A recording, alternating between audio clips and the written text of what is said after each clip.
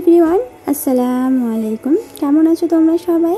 আশা করছি তোমরা সবাই খুব ভালো আছো, সুস্থ আছো। আলহামদুলিল্লাহ, আমরাও বেশ ভালো আছি।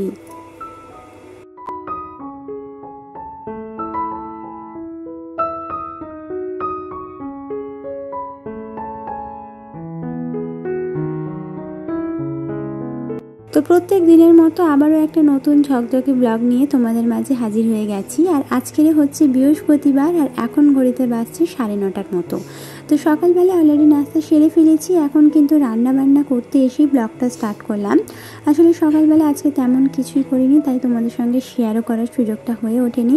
তো এখানে কিন্তু বাজার থেকে মাছ কিনে আনা হয়েছে। তো এখানে রুই মাছ ছিল, আর সেই সাথে ছিল চিংড়ি মাছ। তো এখানে সবথেকে প্রথমে রুই মাছটা আমি খুব ভালোভাবে ধুয়ে নিচ্ছি, সেটা রান্না করব। আগের দিনকে হাজব্যান্ড রাতেবেলা নিয়ে এসেছিলেন কিছু সবজি, সেগুলোও কিন্তু আমি ঢালিনি, অমনি প্লাস্টিক শুধু ফ্রিজে রেখে দিয়েছিলাম, কারণ তোমাদের সঙ্গে শেয়ার করার ছিল। সেই কারণে কিন্তু আমি আর কালকে রাতে কিছুই গোছাইনি, অমনি রেখে দিয়েছিলাম প্লাস্টিক শুধু। তো সেগুলোকে বার করে আজকে গোছাবো। তবে তার আগে ভাবলাম মাছগুলোকে ধুয়ে নেওয়া যাক, তাহলে এর থেকে এক্সট্রা যে পানিটা থাকবে সেটা কিন্তু ঝরে যাবে। তো যাই হোক, দেখতে থাকো আজকের ব্লগটা। আশা করছি তোমাদের ব্লগটা দেখতে খুব ভালো লাগবে।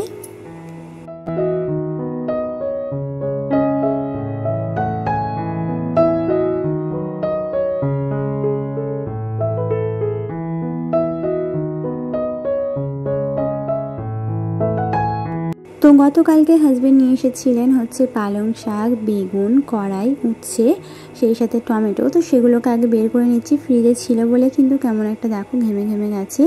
তো এভাবে কিন্তু প্লাস্টিকে করে রাখলে বেশি দিন থাকে না, 2 দিন পরেই দেখা যায় কি এগুলোকে পচে যাচ্ছে। তো এগুলোকে আমি সব থেকে প্রথমে ঢেলে যে এক্সট্রা পানিটার গায়ের মধ্যে থাকবে সেটাকে শুকিয়ে নেব। তাহলে কি হবে বলো তো, এটা কিন্তু যেমনভাবেই রাখি না কেন পচে যাওয়ার কোনো সম্ভাবনাই থাকে না।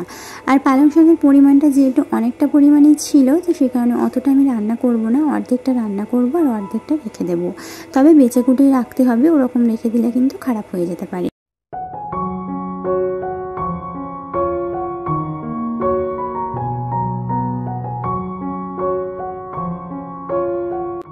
এক কথাই বলতে পারো এটা কিন্তু আমার সারা সপ্তাহের সবজি, মানে মোটামুটি সারা সপ্তাহ হয়ে যাবে অল্প কম বেশি করে। তো এখানে কিন্তু সব থেকে প্রথমে আমি একটা কন্টেনারে করে উচ্ছেটা, টমেটোটা রেখে দিচ্ছি, আর কড়াইটা এমনি বাস্কেটে করেই রেখে দেবো, মানে ফ্রিজের মধ্যে যে বাস্কেটটা থাকে সেটার মধ্যেই রেখে দেবো। কারণ এমনি কন্টেনারে রাখি আর বাস্কেটে রাখি একই ব্যাপার, আর আমি 2-3 দিনের মধ্যে এটা খেয়ে নেবো, তাই কন্টেনারে করে রাখার কোনো দরকার নেই। তো এখানে কিন্তু পালং শাকগুলো আমি এখন বেছে নিচ্ছি। আগে প্রথমে পুরোটাই কিন্তু আমি বেছে কুটে নেব, তারপরে কিন্তু অর্ধেকটা পরিমাণ আমি রান্না করব, আর অর্ধেকটা পরিমাণ কিন্তু আমি রেখে দেবো।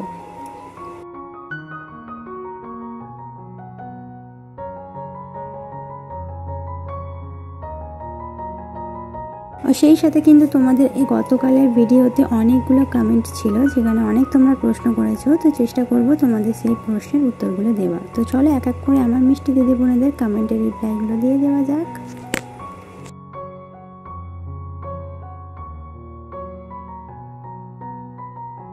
তো সুজাতা খাতুন আইডি থেকে দিদিভাই বলেছেন, আসসালামু আলাইকুম, কেমন আছেন আপামনি? নেক্সট ভিডিওতে আমার নামটা নিও। এই যে দিদিভাই, তোমার নামটা নিলাম, তোমার জন্য অনেক দোয়ার অনেক ভালোবাসা রইল।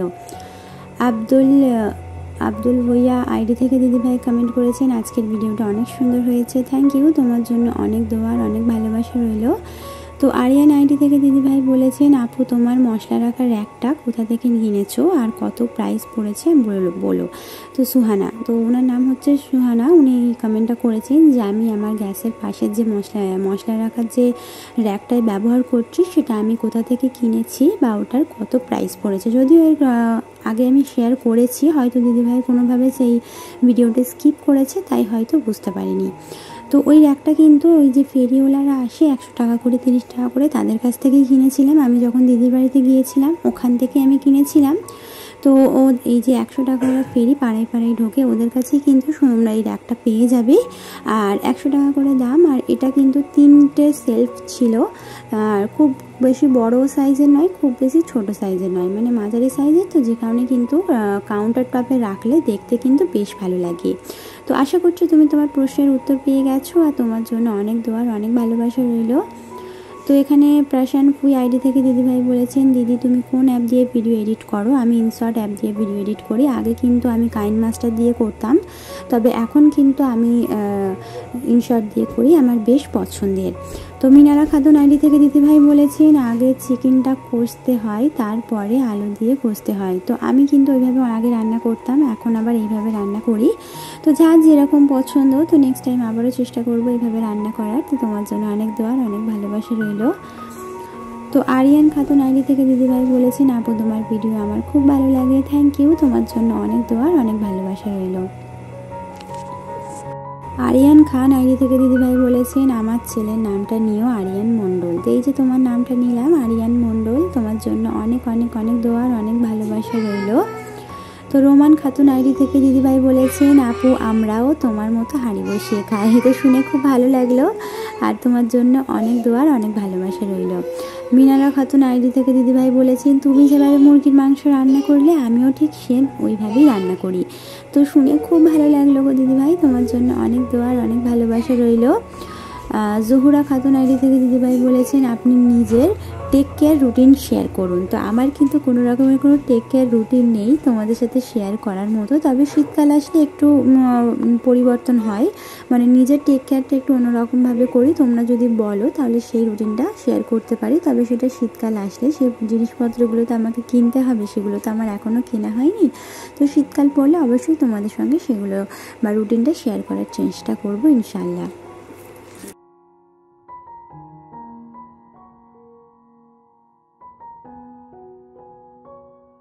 তো এখানে কিন্তু অল্প কিছু বাজার আনিয়েছিলাম, যেগুলো এখন গুছিয়ে নিচ্ছি। গতকালকেই আনিয়েছিলাম, তো হাজব্যান্ডের তো বুধবারেই ছুটি থাকে, তো উনি সেগুলো কিন্তু বুধবার দিনকে আনতে পারেন। তো বুধবার দিনকে রাতেই আনিয়েছিলেন, তবে সেগুলোকে এখন আমি গুছিয়ে নিচ্ছি। বেশি কিছু নয়, এখানে একটু আটা ছিল, ময়দা, বেসন, তারপরে দুধ, ভিম সাবান, আদা রসুন, তো ডিম, যেগুলো আর কি রেগুলার বেসিসে প্রত্যেক সপ্তাহে আমার প্রয়োজন পড়ে সেগুলো। আর বাকি কিছু জিনিস সেগুলো কিন্তু অলরেডি আমি কন্টেনারে ঢেলে নিয়েছি, যেমন চাল, যেটা আমি ভাত বসানোর সময় কিন্তু বালতিতে ঢেলে নিয়েছি। তো যাই হোক, এখানে কিন্তু এখন এগুলো বালতি করে রেখে দিচ্ছি, কারণ আমার কন্টেনারে প্রত্যেকটা কন্টেনারে কিন্তু অল্প অল্প করে রয়েছে, সেই কারণে আমি এখন আর ঢালছি না। তো এভাবে বালতিতে রেখে দিলাম, যখন প্রয়োজন হবে তখন আমি ওগুলোকে ঢেলে নেব। আর সেই সাথে আদা রসুনটা কিন্তু আমি এভাবে ছিলে রাখছি, আজকে সন্ধেবেলায় এটাকে আমি পেস্ট করে নেব, কারণ আমার একদমই নেই, শেষ হয়ে গেছে। তো বাজার হিসেবে যদি বলতে চাও, যে যদি সেভিংস করতে চাও সংসারের টাকা খরচ থেকে, ধরো তোমার হাজব্যান্ড তোমাকে কিছুটা টাকা দিল, সেই টাকা থেকে তোমাকে কিন্তু যদি তোমার সংসারের বাজার খরচ সব কিছু মেনটেন করেও যদি তুমি চাও যে তুমি সেভিংস করবে, তাহলে সেক্ষেত্রে বলবো যে তোমার যেই জিনিসগুলো দেখবে কিছুটা পরিমাণে রয়ে গেছে, সেই জিনিসগুলো ধরো তোমার প্রত্যেক সপ্তাহে 500 পরিমাণে চিনি লাগে, তারপরের সপ্তাহে হয়তো হয় না, কিছুটা পরিমাণে বেঁচে গেল, তাহলে সেক্ষেত্রে তুমি করতে পারো 500 জায়গায় 400 আনতে পারো, তাহলে সেই 100 যে দামটা সেটা কিন্তু তোমার হাতে থেকে যাবে। তো এইভাবে অল্প অল্প করে বুদ্ধি খাটিয়ে তুমি যদি একটু সংসারে সেভিংস করতে পারো, তাহলে সেক্ষেত্রে বলবো সেই টাকাটা কিন্তু তুমি অন্য কোনো কাজে লাগাতে পারবে, তো অন্য কোনো কিছু শখের জিনিস কিনতে পারবে। তো এইভাবেই কিন্তু আমিও টাকা কিছুটা করে সেভিংস করে অল্প অল্প করে কিছু শখের জিনিস কিনে থাকি, যেটা তোমরা আগেও দেখেছো। আর সেই সাথে সবজির ক্ষেত্রেও তাই, আমি কিন্তু সবজি অনেক বেশি করে ওনাকে একদমই কিনতে দিই না, খুব অল্প অল্প করে কিনতে বলি, যে কারণে আমার যেহেতু অল্প করেই লাগে, বেকার অনেক বেশি বেশি করে কিনলে দেখা যাবে কি সেটা 1 সপ্তাহের বেশি 15 দিন মতো খেতে লাগছে। আর এতে করে কি হয় বলো তো, আমার মনে হয় সবজির স্বাদও থাকে না, আর সেই সাথে একই জিনিস বারবার খেতেও ভালো লাগে না, সেই কারণে অল্প অল্প করে জিনিস কিনলে 1 সপ্তাহের মধ্যেই যেন শেষ হয়ে যায়। তো এইভাবেই আমি গুছিয়ে বাজারটা করানোর চেষ্টা করি, যে কারণে অনেকটা আর কি সংসারের টাকা বাঁচিয়ে ফেলতে পারি, যেখান থেকে নিজের কোনো শখ পূরণ করতে পারি, নিজের শখ আর কি সংসারেরই কোনো কিছু শখের কিছু কেনাকাটা করতে পারি। তো এইভাবেও তোমরা চাইলে সংসারে সেভিংস করতে পারো একটু বুদ্ধি খাটিয়ে। তো তোমরা যদি একদম লিস্ট ধরে ডিটেলসে জানতে চাও, তাহলে আমাকে কমেন্ট করে জানাতে পারো। গত সপ্তাহের লিস্ট ধরে যখন আমি বাজার করব বা কিভাবে বাঁচালাম টাকা, সেটা একেবারে ডিটেলসে তোমাদের সাথে শেয়ার করব। তোমরা জানতে চাইলে আমাকে কমেন্ট করে জানাতে পারো। তো যাই হোক, আজকের এই ভিডিওটা তোমাদের কাছে যদি একটু ভালো লেগে থাকে, তাহলে অনুরোধ করব আমার চ্যানেলটিকে সাবস্ক্রাইব করে অবশ্যই বেল আইকনটা প্রেস করে দেবে। এতে করে যেটা হবে, আমার ভিডিও ছাড়া মাত্রই তোমাদের কাছে নোটিফিকেশনটা পৌঁছে যাবে। আর যারা অলরেডি কাজটা করে দিয়েছো তাদেরকে অসংখ্য ধন্যবাদ।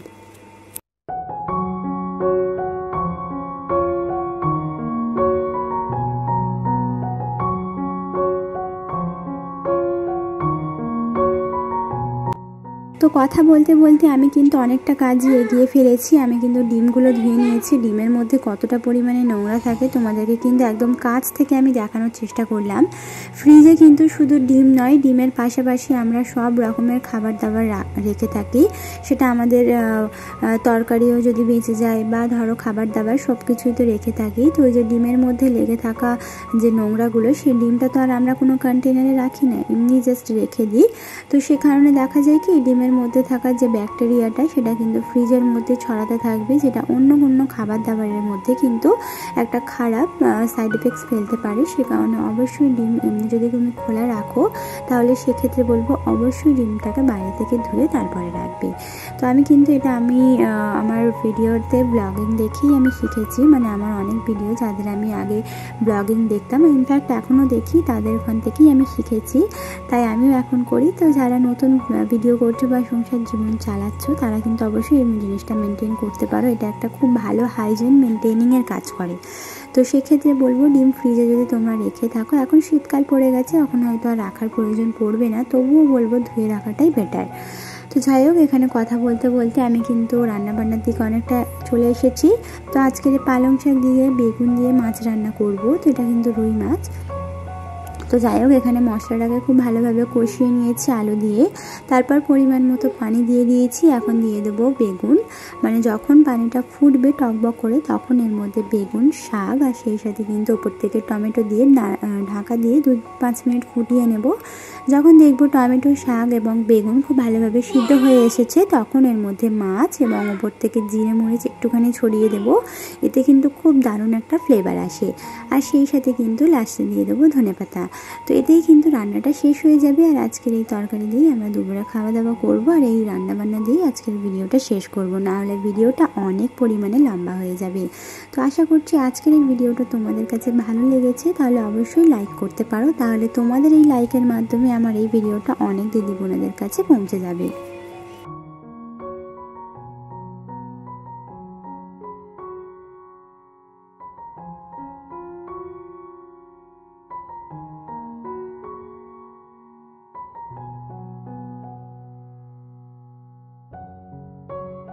যাই হোক, আজকে রান্নাবান্না দিয়ে ভিডিওটা শেষ করলাম। আশা করছি পরবর্তী ভিডিও পর্যন্ত তোমরা সবাই সুস্থ থাকবে, ভালো থাকবে। আল্লাহ হাফিজ, আসসালামু আলাইকুম।